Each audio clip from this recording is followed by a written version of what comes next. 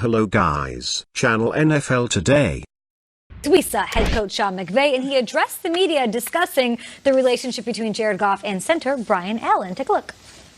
Those two guys have really done a great job naturally being thrust into leadership roles where Jared's going into now his third year, being able to really have a great ownership on the system in a lot of different ways. And I think he and Brian are really getting comfortable with one another. And you can hear, their communication after periods of, a certain set of plays, whatever it is, their dialogue is ongoing. And that's the most important thing.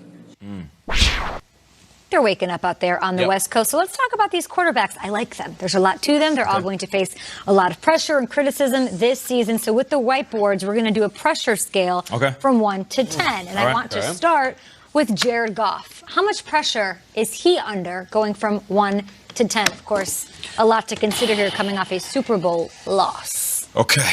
I'm going to go with solid. Yeah, I know. What the hell? I know. I'm going with a solid 10. Okay. Wow. Because I feel like there's more than just Jared Goff. These guys have to bounce back. Sean McVay, how do you bounce back from getting schooled in the Super Bowl?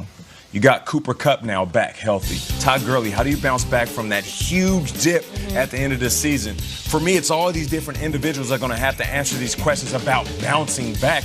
And even Jared Goff himself trailed off a little bit towards the end of the year with production, touchdowns versus interceptions. So I'm going with 10. I do feel, because I oftentimes talk about the Super Bowl hangover. I never went to the Super Bowl, but I am very familiar with the Super Bowl losing team coming back and struggling to become relevant again, not good again. So Jared Goff, it's at a 10, man. What's the pressure? He's already been to a Super Bowl, so you can't say that he can't win the big one. He went into New Orleans when the Saints were down. We're up 13-0 and came out and gave Sean Payton and Drew Brees their only playoff loss ever. He's going to get paid. The organization loves him. The fans believe in him.